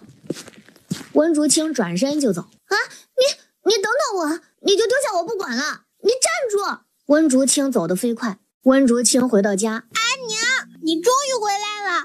小五乖乖的，没有淘气，也没有跑远。真乖，阿娘给你打了2只野鸡，咱们炖鸡吃啊。好，有鸡肉吃了，阿娘真棒。阿娘当然棒了，小五好好吃饭，尽快长大，给阿娘帮忙。我会的，阿娘。这是什么？这是羊羊，以后你俩割草给他吃啊。我认识羊羊，羊肉很好吃的，咱们要吃了它吗？不要吃羊羊，小五要养着它。不吃它，养着下小羊羊，咱们喝羊奶一样好喝，对你们身体好的。好啊，我每天都给羊羊割草，以后有了小羊就一起喂它们。两人把母羊牵进来，温竹清在角落里面搭了棚子，也没给拴住。有了灵智的羊是不会跑出去的，也得给人家一点尊重嘛。一会儿啊，去找点干燥的稻草，给它铺个窝，它住的舒服些。梁淑儿很是担心，梁淑仪跑出去还没回来呢，这不会出了什么事儿吧？温竹清都已经开始杀鸡杀兔子了，晚上炖鸡红烧兔肉。梁淑儿犹豫着要不要求助温竹清。梁淑山脸皮厚，嘻嘻哈哈的凑上来，嘿嘿，杀鸡呢？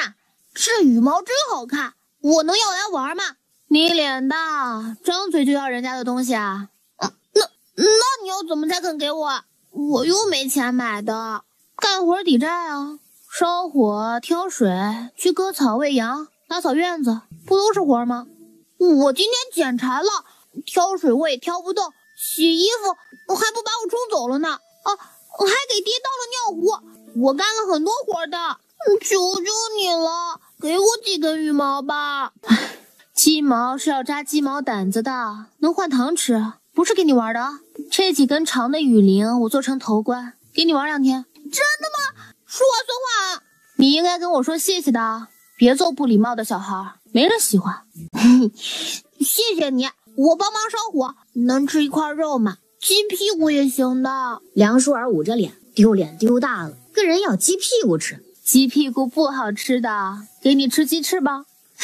谢谢。梁淑山干活挺麻利的，帮着把内脏清理，埋到地里面当肥料，扫地烧火，看着温竹清麻利的炖鸡。梁淑儿最终是找到了温竹清，大姐跑出去了，现在还没回来呢，我很担心她，你能帮忙去找找吗？她没事的，不过也受到教训了，你放心吧。温大师啊，不好了，你家淑仪被徐二赖家的堵住了，非说他勾搭人，骂得可难听了，还要把他扒了衣服剃头发呢。这要是真给糟践了，淑仪可没法活了。你不是说大姐没事吗？就算你不喜欢大姐，你也不能看着她被人欺负自己回来呀。梁淑儿抄起家里的铁锹就要过去救人。我也要去救大姐姐。彩彩看好弟弟妹妹，堵住门，谁来也不许开，记住了吗？你这么点儿去了也是送人头，别添乱，不听话永远别吃我的肉。梁淑山颓然低头，他什么时候才能够长大呀？徐二赖子捂着个后脑勺回家，被宋苗儿一阵的盘问，就以为是梁淑仪勾搭他男人，把他给堵在了村口。年纪不大，心思倒是多啊，跑山林子里勾搭我男人，狐狸尾巴露出来了吧？又不是梁老大亲生的，谁知道怎么回事啊？来咱们村祸害男人，今儿老娘就扒了你这张狐狸皮，看你还有没有脸勾引男人了。哼，谁说不是呢？瞧着就不像是什么正经人家的姑娘，整天端着一张脸，看不起这个看不起那个，显摆你多高傲一样。家里地里的活是一点不干，谁家这么大的姑娘这么懒呢？她要是个能干的，梁老大家也不需要买个媳妇儿回来了，这是指望着把她给一块儿伺候呢。不想干活就想勾搭汉子呗，今儿老娘好好教训教训你，撕掉你的狐狸皮。说着扒他的衣领子，梁淑仪死死地护着。我没有，你欺负人。你说你没有，你跑山沟里做什么？还不是等着男人找上去呢？带坏了村里的孩子，把你进猪笼都不过分。哎呀，算了，二赖家的，你这就过分了。人家才多大的姑娘，哪有你说的那么难听啊？就是啊，就你家二赖那种人，谁会勾搭他？哼，不会是他欺负人家吧？老娘亲眼看到的，还能有假？你们现在护着他，等过2年，这狐妹子长开了，说不定勾搭的就是你们男人了。众人不说话了。梁淑仪长得确实好看，身材已经微微的发育了，这种青涩的美更加让人垂涎。李正、梁四九今儿个没在家，也没有人出来主事儿。梁淑仪今儿个那是倒霉到家了。就在梁淑仪绝望的时候，宋苗儿突然松开了手，然后就是一阵的惨嚎，一阵的耳光声，那就跟下雨一样噼里啪啦的落下来。抬头就看到了温竹清那道单薄却坚定的背影。温竹清面无表情，只打的这宋苗儿牙齿都掉了下来，满嘴的血沫子。你住手！再打就把人打死了。不积口德，污蔑无辜，颠倒黑白，死有余辜。你敢打我？二赖，你死人了！没看你婆娘让人打，你给我报仇呀！此时婆娘被人打了，她当然是要出头了。只是刚刚靠近还没有说话，就被温竹清一把薅住了衣领子。万恶淫为首，你身上背负着孽债，没少欺负女子。今日我就替天行道，断了你这淫根。没等徐二赖回神，一脚就踹在了他的裆部，众人顿时齐齐后退，好像都听到了鸡飞蛋打的声音。哼，欺负我家孩子，要不是看你们罪不至死，今日定会送你们重新去轮回，来生转个畜生道，被人分食，永世不得解脱。好自为之，要是还不知悔改，后果自负。宋明二夫妻俩紧紧地抱着，惊恐地看着他，那胆儿都得被吓破了。温竹清不看他俩，转身把梁淑仪扶起来。没事了，回家。梁淑儿拎着个铁锹跑过来的时候呢，那事儿都已经结束了，看着温竹清的眼神一阵的复杂。温竹清也没有安慰梁淑仪，倒了一碗水给她喝，就转身去了厨房。大姐姐没事吧？没事儿，我来做饭。小满烧火，小五去陪着大姐姐说说话。小五噔噔噔地跑走了。温竹清做了手擀面，做了一大锅，家里人都有得吃。梁淑仪没心情吃饭，眼泪都流干了。天塌下来还是要吃饭呢。这次的教训记在心里，任性妄为不会伤害别人，只会害了你自己。以后长点心吧，事情都过去了，别多想了。梁淑仪的眼泪无声滚落，默默地吃起来。一碗面吃完，心情好了一些。去睡一觉吧，醒来什么事都没了。谢谢你。这是梁淑仪的第一次道谢，以往的浮躁都变得沉静。人嘛，总得经历过磨难才能够长大，才知道谁好谁坏。说谢谢倒不像是你了。骄傲的梁淑仪，我倒是希望你能永远骄傲，但是骄傲需要底气，虚浮的骄傲只会让人厌恶。梁淑仪垂下了眼帘。是啊，她现在什么都没有，哪有资格骄傲啊？夜里，梁淑仪发烧了，还说着胡话。温竹清早有所料，整夜的伺候她，湿毛巾降温，温柔的哄着。天明的时候，终于是退了热，人也沉沉的睡了过去。温竹清也不睡了，起床锻炼了一下身体。他刚摆好架势，梁书山也起床了。你会武艺吗？我能跟你学吗？以后保护大姐姐。可以学，不过你拿什么当束修？师傅是白当的吗？你这么大人了，太小气了。教教我又没什么损失，好歹咱也是一家子呢。那我是你什么人啊？怎么就一家子了？不好意思啊，咱们不熟。哼，你！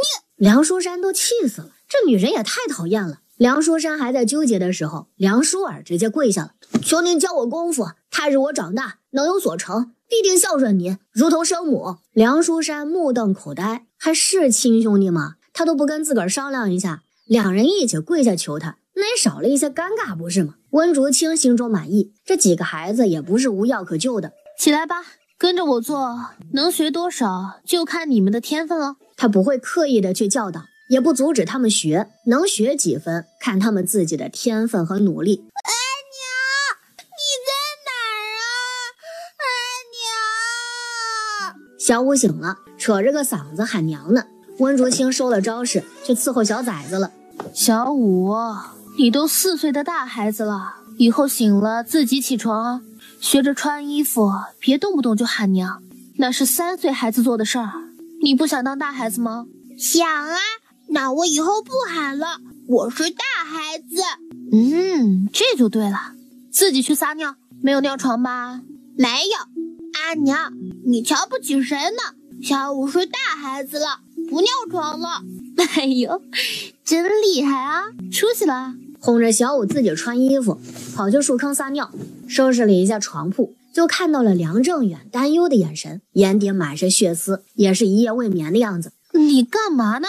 侯英呢？你不睡好了，伤怎么好得快？淑仪她没事吧？没事了，已经睡着了，烧也退了，醒来又是生龙活虎的大姑娘一个。谢谢你。我就不客气了，笑纳了。你家人终于学会说人话了。梁正元脸黑，刚给点颜色他就飘了。温竹清收拾了背篓，准备进城一趟，昨儿采摘的人参给卖掉，七叶断续草也需要一些配药。我能跟着你进城吗？不能，在家照顾弟弟妹妹。有二哥在呢，你自己进城不孤单吗？我给你解解闷儿，求求你了，带着我吧，要不我也喊你娘亲。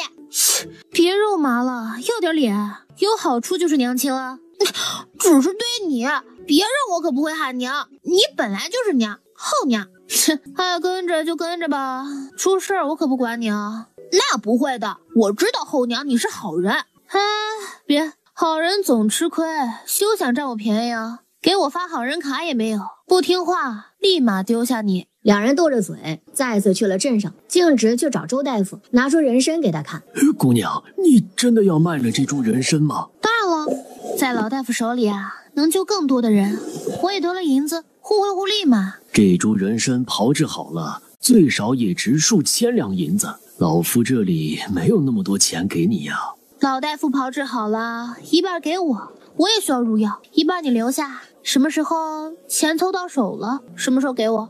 姑娘真是大善人，我先付你100两的定金了，3天后姑娘来取人参。好，我相信老大夫的为人，这些药材帮忙抓一下，扣除掉银子。那怎么好意思啊，算在以后的账目里吧。周大夫亲自去抓药，定金的100两，除了50两银票，其他的都是散碎银子。这么多的银子，梁书山忍不住咽口水。都快50了，咱们吃什么呀？切，就知道吃，馋毛吗？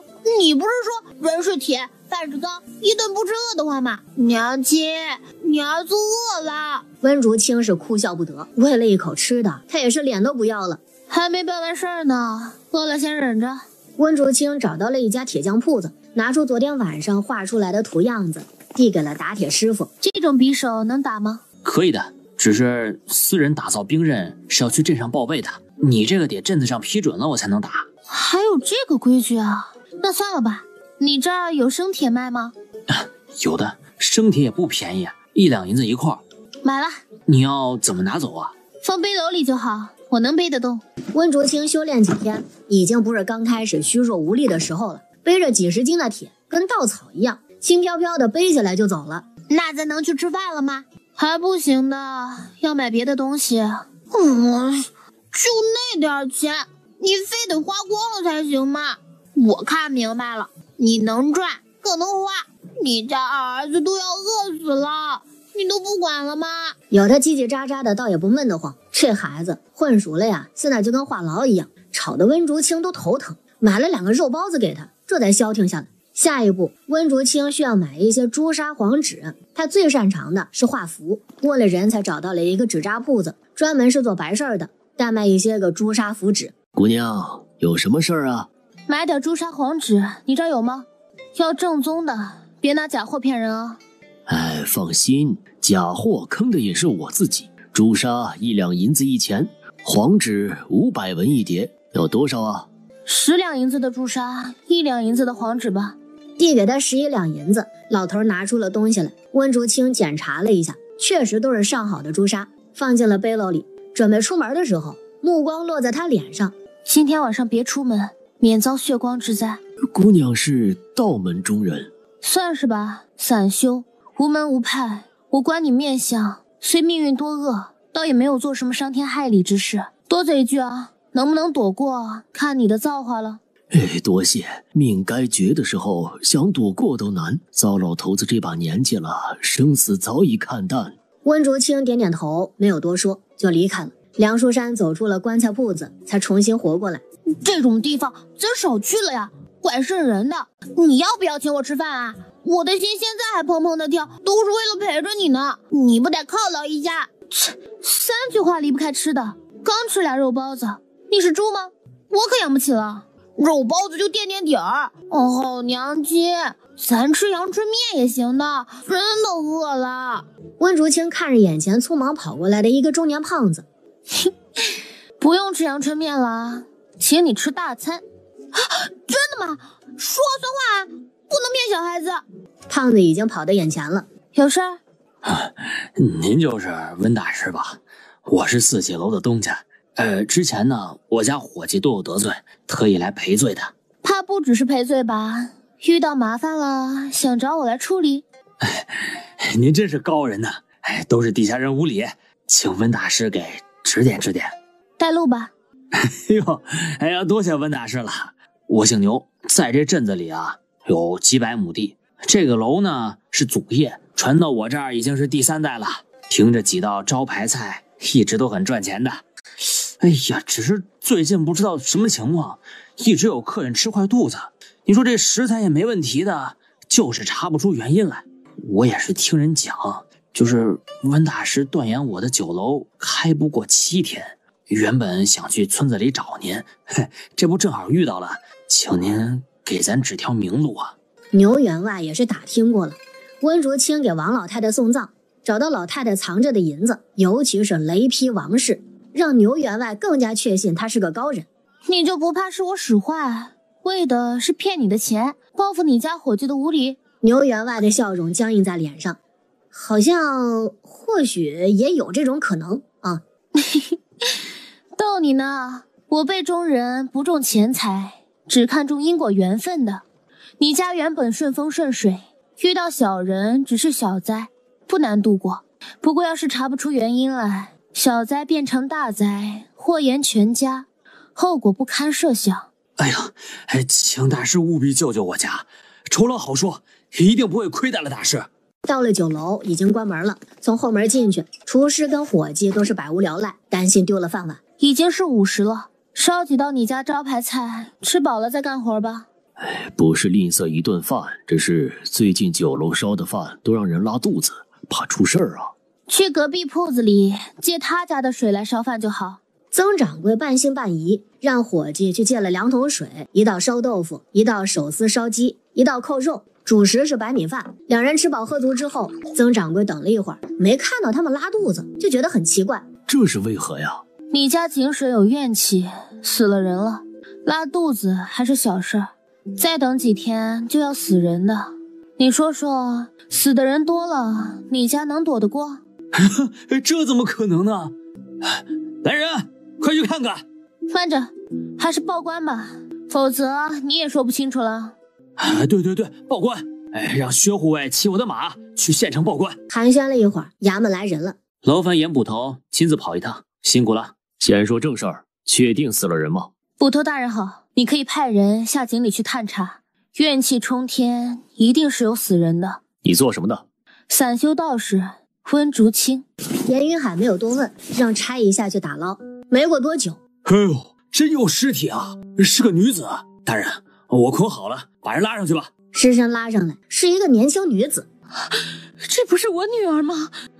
天杀的，她怎么会死在这儿？她明明回家了呀！小玉，真的是你吗？我的女儿啊，你死得好惨啊！蔡厨娘抱着尸身嚎啕大哭。蔡大姐，你女儿前几天来看你，早早的就走了，怎么会死在这儿啊？我怎么知道？是谁害了我的女儿？她死得好惨啊！让我怎么活呀？我就这么一个女儿啊，她都定亲了，怎么跟夫家交代呀？大姐，先让仵作验尸，会还你一个公道的。1刻钟之后，仵作面色凝重。被人侵犯过的，脖子上有掐痕迹，这是先奸后杀。什么？太可恶了！如此恶毒！此事性质恶劣，既然死在你的酒楼里，跟你酒楼的人脱不开关系。先查你这的人吧。严捕头，您尽管查，差点害死了我。这种人必须绳之以法，斩首示众。严捕头就在酒楼里开始了审问，先排除了2个厨娘，蔡厨娘是苦主，另外一个厨娘也不会干出奸杀女孩子的事情。死者死亡时间是3天前，时辰应该是在午后。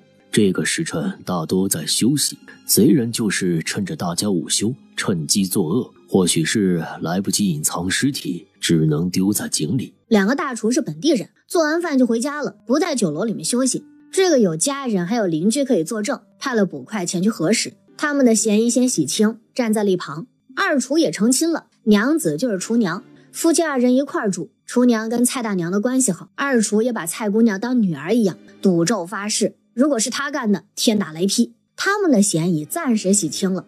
哎，我都这把年纪了，不怕大人笑话，我都不举快1年了，一直吃药呢。老七和大夫可以作证的。又是一个洗清嫌疑的，那就只剩下3个伙计，2个打杂的学徒。我们5个住在一间屋子里，我看到杨玉山出去了，肯定是他。我是出去了，可是我没有在酒楼，我趁着休息的时候做私事儿，并没有害了蔡姑娘，她还给我带了肉包子吃，我怎么能害她呢？你做什么私事儿？老实交代。这个我不能说。你不敢说，就是你做的，怎么着？心虚了？不是，我没有，我都没有住在酒楼，怎么害人呢？倒是你，陈三儿，你上次偷偷拦着蔡姑娘，还想动手动脚，我都看到了，是不是你啊？你胡说！这倒打一耙他，你不说自己去哪儿了，想攀咬我是吧？你说看到就看到了，你这是奸狠抓贼。他不是凶手，身上没有沾染煞气，眉宇间红鸾心动，或许是见喜欢的姑娘了，是也不是？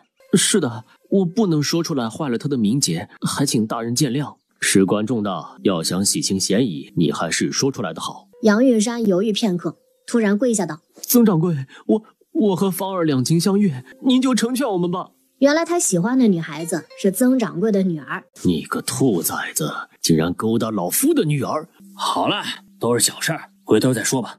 老曾，小小虎，没有什么比孩子平安活着更重要的呀。曾掌柜冷哼一声，倒是没那么生气了。剩下俩伙计说道：我们都睡着了，什么都不知道啊，这可怎么办呀？忙活一上午累死了，一觉睡到了太阳落下，是掌柜的把我喊起来的。厨房那么多活儿都是我俩做的。我倒是有个法子，死者身上都会有怨气，我这儿有一瓶药剂，只要涂抹在手上，怨气就会显现出来。你们敢不敢试一试？我们愿意。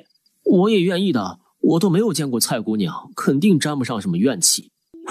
我也愿意。你们过来，抹上药水，立刻就会现形。你叫陈三是吧？你为何要杀了蔡姑娘？我很早就喜欢她，她却不答应我的求亲，反而嫁给了别人。那天她回来给蔡大娘送衣服，我又求她答应我，她骂我不配，我就……众人都很惊讶地看着他，竟然是陈三求爱不成，把人家姑娘给害死了，真是禽兽不如。陈三回过神，颓废跪下：我真的没想杀她的，都是意外，她早答应我不就没事了吗？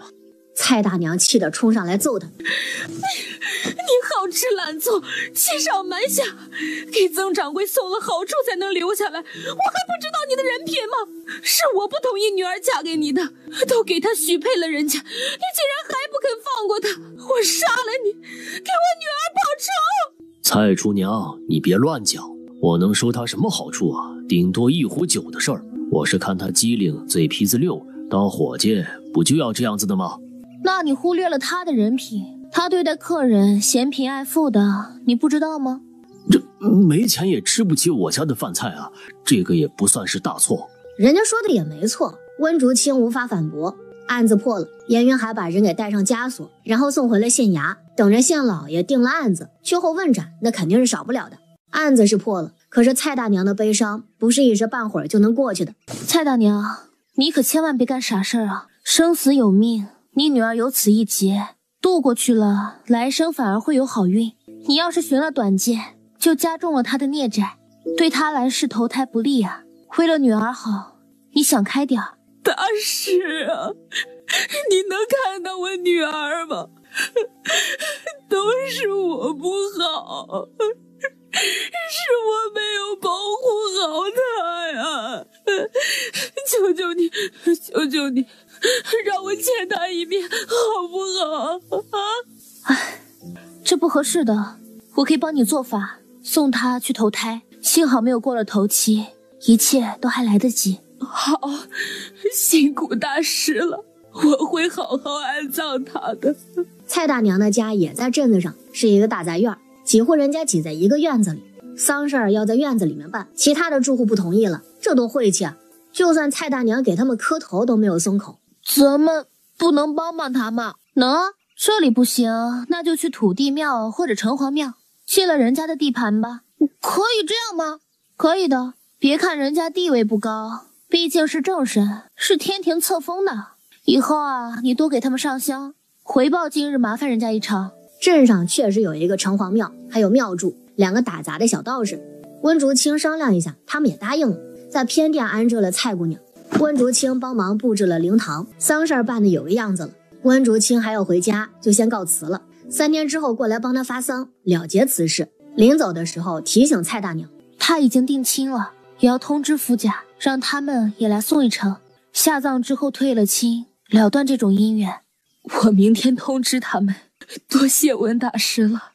节哀。温竹清和梁书山回到家，已经天黑了。阿娘，你怎么才回来呀？阿娘遇到点事儿，回来晚了。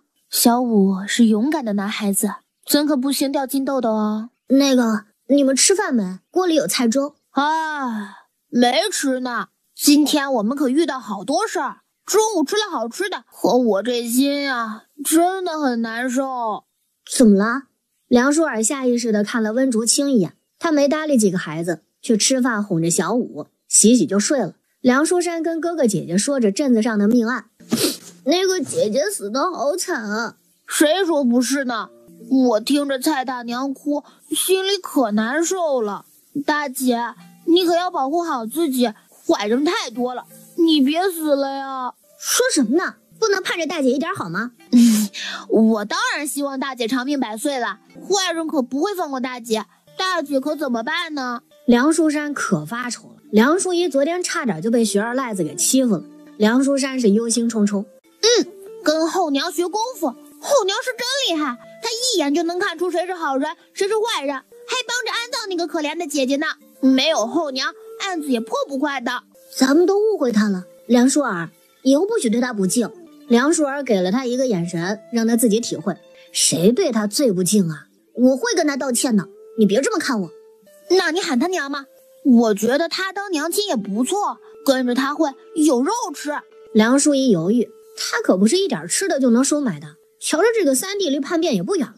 温竹清今天没有时间去拿床，还得跟梁正远睡在一张床上。安顿好小五，韩熙开始练功，无视了梁正远探寻的眼神。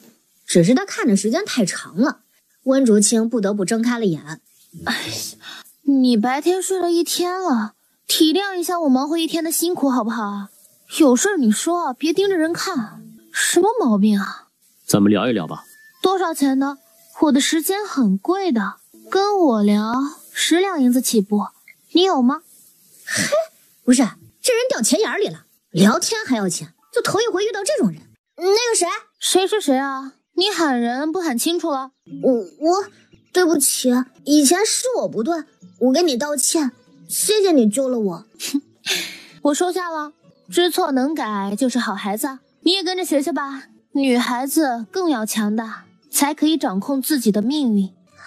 我可以跟着学吗？谢谢你啊。会说谢谢就是进步呢。梁书山端来水。阿娘，洗手吧。你又想做什么？无事献殷勤，这一声娘，我怎么觉得有阴谋呢？没有，我就是想和阿娘亲近亲近。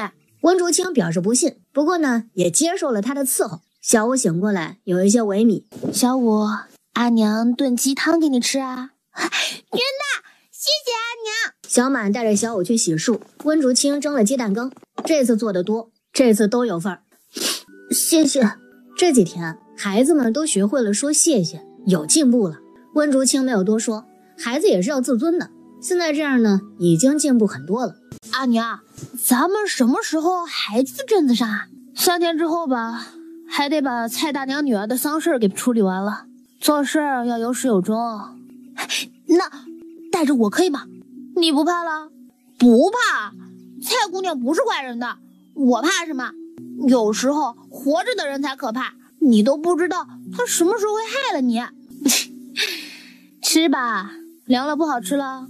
温竹清可没什么好吃的都给孩子，委屈自己的习惯，自己也吃鸡蛋羹，自己的身体也是要好好的补补的。梁舒尔去洗碗，看着剩下的糊糊还有酥油饼，这才想起来还没给爹留鸡蛋羹呢，他们好像都吃完了。算了，爹又不干活，吃糊糊就行。哎呀，可怜的梁正远，闻了一早上的鸡蛋羹的香味，最后吃的呢却是野菜糊糊。哎，我的伤一直不好，是不是营养不够啊？今天他炖鸡汤，给你留一碗。可我想吃鸡蛋羹啊。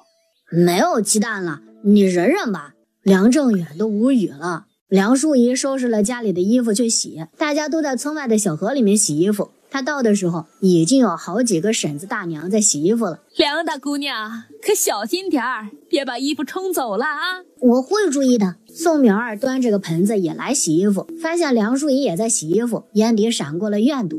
梁淑仪没有在意宋淼儿，她有后娘撑腰呢，可不怕这个女人。她洗得慢，婶子们都走了，不知不觉的就落了单。宋淼儿眼神阴沉，端着盆子起身，经过梁淑仪的时候脚下一滑，恰好就在梁淑仪的背后。这要是摔倒，不得把梁淑仪给怼到河里啊！危急关头，一只有力的纤纤细手抓住了他的胳膊，是温竹清及时的赶来。看来你是不思悔改，还敢害人！你还敢害我？当姑奶奶好欺负吗？我打死你！来人呐！梁家欺负人了，我又不是故意的，你凭什么打我？地里劳作的村里人迅速的围了过来。睁眼媳妇儿，这是怎么了？他该打。你说该打就该打呀，这村子里还有没有规矩王法了？从你们家回来之后，闹了多少事儿了？好好的村子闹得不得安生，你就不问问缘由的吗？身为理政，不能秉公断事，才有了徐家这么肆无忌惮的欺负人。你这是对我家有意见，村里不安生，你该反省一下，你这个理政有没有失职，而不是怪在我家身上。睁眼媳妇儿，别以为你会点旁门左道就能肆意妄为了。你是不把我这个理政放在眼里吗？你要是公正，我也会尊敬你。你要是想着彰显你的威严，踩着我家逞威风，我也不是好欺负的。这个女人差点推我家淑仪掉河里，这是蓄意谋杀，你说该不该揍？什么？宋氏这么狠，太过分了，怎么能把人推到河里呢？村里人议论纷纷，宋淼儿这是死性不改。你有证据吗？再说他不是没事吗？得饶人处且饶人。文氏，你刚来我们村子，行事别这么霸道。哼，你想要证据可以啊，不过梁理政，我今儿丑话说前面，人不犯我，我不犯人，嫌我霸道就别来惹我。他也不墨迹，一张真画符就拍在了宋淼儿的身上。你刚才是不是想害我家大姑娘？都是他害得我男人成了太监了，我要给我男人报仇。还有你们一家子都该死。梁老大多少年没回来，谁知道这些野种哪来的？还有你，装神弄鬼，你不是温家大丫头，她不是这样子的，她什么都不会，在娘家三棍子打不出一个屁来。你是哪里来的孤魂野鬼？宋淼儿娘家恰好就跟原主娘家是一个村的，温大丫从小被家里面苛责，老黄牛一样，只知道干活，哪会什么驱邪道法呀？他这么一说，众人后退几步，都有一些害怕。你倒是有点心机啊，知道煽动村里人来排挤我们，是不是想着把我们给撵出村子？宋淼儿眼神闪烁，还真有这个打算。从我到了你们村子，可曾做过伤害大家的事情？村里人都摇头，他看着也不像是坏人呢。要我说呀，温大师在咱们村是咱们的福气，他帮我讲安葬都没有多要钱的，还帮着好寡妇驱邪也没有要钱。以后谁再有事呢，都能请温大师帮忙。徐二赖两口子什么人品？哼，他们活该。我支持温大师留在村里，谁对温大师不敬啊？以后我第一个不答应。我也觉得温大师人很好，徐二赖死有余辜，早就该收拾他了。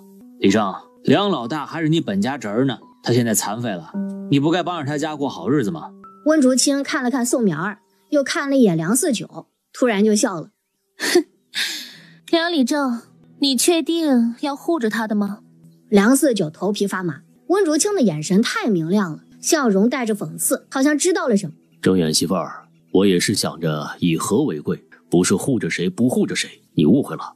宋氏，你不知悔改，要是还不老实，跟你男人一起滚出村子吧。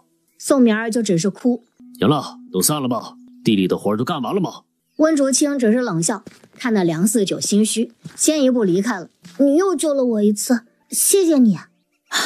你也要多小心，没有谁能永远保护你。我明天就跟你开始习武。好，习武很苦的，开始了就不能放下了，别耍娇小姐脾气啊。不会啊，我一定坚持。温竹清提着背篓，里面是2只野鸡，回家给小五炖鸡汤喝。路过陈婶子家的时候，他还给塞了一些菜，豆角、茄子，还有一些嫩南瓜。小青啊，那个宋氏不是好人，以后啊，让孩子离他远点儿。知道了，谢谢陈婶子。你知道李正干嘛护着他吗？知道的，婶子，别说了，孩子还在呢。啊，梁四九面相犯了淫邪，肯定是跟宋明儿有一腿。这对夫妻倒是奇葩，各玩各的，还能够一致对外。是我多嘴了，什么事儿能瞒住你呀？嫂子也是好意，我晓得。回家做饭去了，回头聊。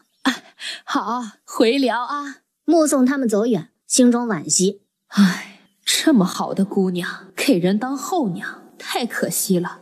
她可以有更好的生活呀。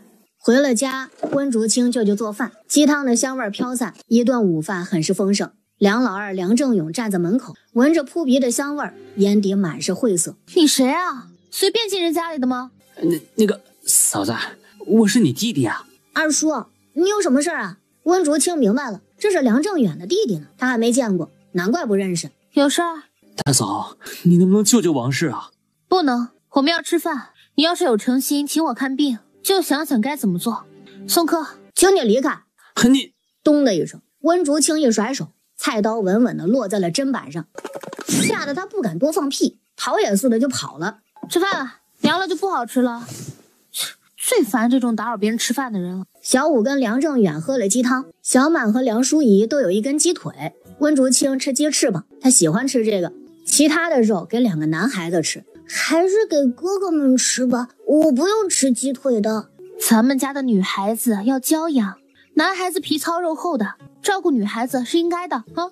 小满又是最小的妹妹，你们当哥哥的不得宠着护着，别让我知道你们欺负小满。什么重男轻女的，在咱们家不存在，如果有，那就是重女轻男。因为我也是女孩子，我当家就得听我的，有意见没？没有，有也不敢说出来嘛。下午去木匠家里面拉床，又惹来了不少好奇的目光。哎，正远媳妇儿，你买床做什么呀？这床结实，梁正远那破床，他自己睡着都摇摇晃晃的，我不得买新的。梁老大那腿都残废了，是不是也不能人道了？温竹清瞪大了眼睛，他们很熟吗？啊，这种床围之事也好意思问呢？